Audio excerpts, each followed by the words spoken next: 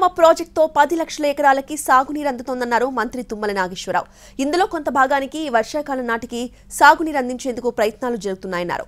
యుద్ధ ప్రాతిపదికన పనులు పూర్తి చేయాలని, టన్నెల్కు 2 వైపుల నుండి టెక్నాలజీని ఉపయోగించి పనులు చేయాలని అధికారులను మంత్రి ఆదేశించారు.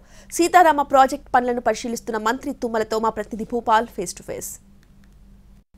ఖమ్మం జిల్లాలో 10 లక్షల ఎకరాలకి సాగునీరు అందించే కోసం సీతారామ ప్రాజెక్టు నిర్మాణం కొనసాగుతుంది. ఈ సీతారామ ప్రాజెక్టు సంబంధించి గత కొంతకాలంగా నడుస్తుంది. అయితే మళ్ళీ కాంగ్రెస్ ప్రభుత్వం వచ్చిన తర్వాత మంత్రి తుమ్మల నాగేశ్వరరావు ఈ సీతారామ ప్రాజెక్టు సంబంధించి ఇప్పటికే 3 సార్లు రివ్యూ చేయడం జరిగింది. దీనికి సంబంధించి అండర్ గ్రౌండ్ సొరంగాలు అంటే అండర్ టన్నెల్ ఏ విధంగా నిర్మాణాలు జరుగుతున్నాయి ఇవన్నీ కూడా ఆయన పరిశీలిస్తున్నారు. మన ముందు మంత్రి తుమ్మల నాగేశ్వరరావు ఉన్నారు. ఆయన అడిగి మరిన్ని వివరాలు తెలుసుకోవడం చెప్పండి సార్, ఈ సీతారామ ప్రాజెక్టుకు సంబంధించి ఈ ఏడాది నీళ్లు ఇచ్చే అవకాశం ఉంటుందా? ప్రధానంగా ఇప్పటివరకు 7,000 కోట్ల రూపాయలు ఖర్చు పెట్టారు, ఒక ఎకరాకు కూడా నీళ్లు ఇవ్వలేదనేది ఉంది.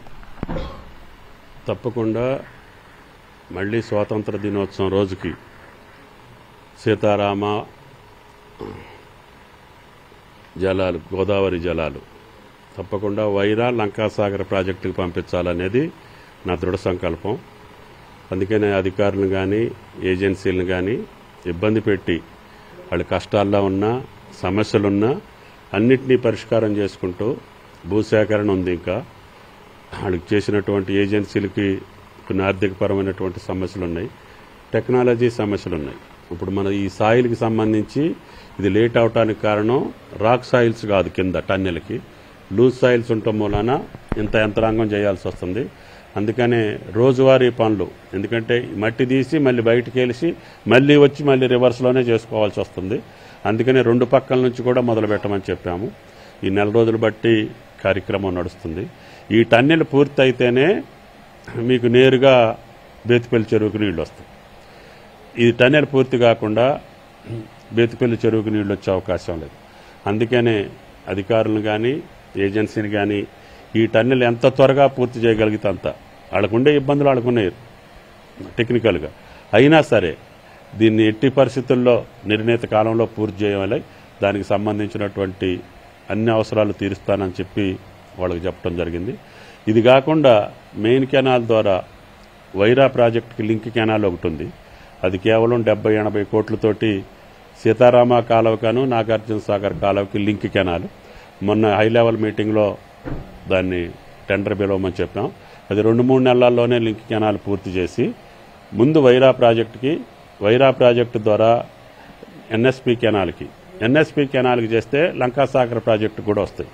అంటే పెనుబెల్లి మండలంలో ఉన్నటువంటి 7,000 ఆయకట్టుతోటి పాటు సాగర్ ఆయకట్టుకు కూడా నీళ్లు ఇచ్చే అవకాశం ఉంది.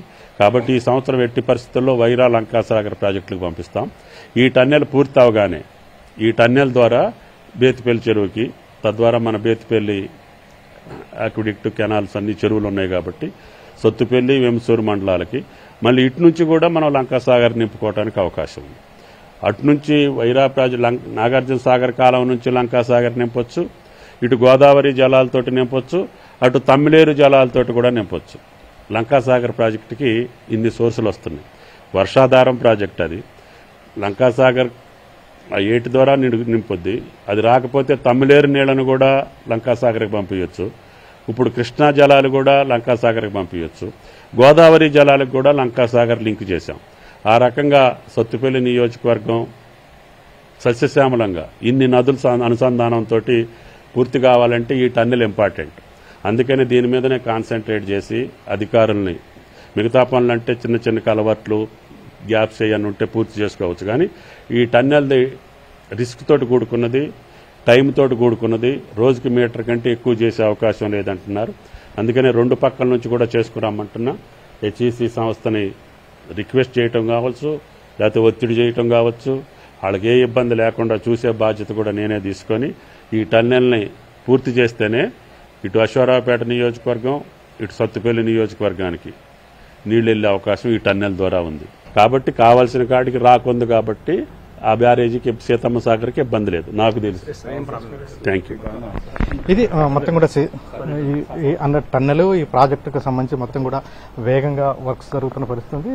ప్రధానంగా ఈ వానాకాలం నాటికి కంపల్సరిగా అంటే వైరా ప్రాజెక్టు వరకు అంటే సత్తుపల్లి నియోజకవర్గం, అశ్వరాపేట నియోజకవర్గం ఈ ప్రాంతానికి నీళ్లు ఇవ్వడం కోసం ప్రయత్నాలు జరుగుతున్నాయి. అదేవిధంగా మంత్రి తుమ్మల నాగేశ్వరరావు అయిన తర్వాత ఈ 15 రోజుల్లో ఈ ప్రాజెక్టుకు సంబంధించి 3 సార్లు రివ్యూ కొనసాగించడం జరిగింది. ఇక్కడ సంబంధించి కొంత ర్యాక్స్ రాకపోవటం వల్ల కేవలం లూజ్ సాయిల్ ఉండటం వల్ల టన్నెల్ నిర్మాణానికి సంబంధించి కొంత ప్రాబ్లం ఏర్పడుతుంది. అయినప్పటికీ వాటిని ఇంకా అదనంగా వర్క్స్ పెట్టి ఎంప్లాయీస్ని కార్మికులను ఎక్కువ పెట్టి తొందరగా ఈ పని పూర్తి అయ్యేలా చేయాలని మంత్రి తుమ్మల నాగేశ్వరరావు ఆదేశాలు జారీ చేశారు. అదేవిధంగా ఈ సీతారామ ప్రాజెక్టు కంప్లీట్గా పూర్తి చేయడం కోసం కొంత అధికారుల మీద అదేవిధంగా ఒత్తిడి చేయడం జరిగింది. ఈ నేపథ్యంలో ఈ ప్రాజెక్టు కంపల్సరిగా వానాకాలానికి మాత్రం నీళ్లు ఇస్తామని మంత్రి తుమ్మల నాగేశ్వరరావు చెప్తున్నారు.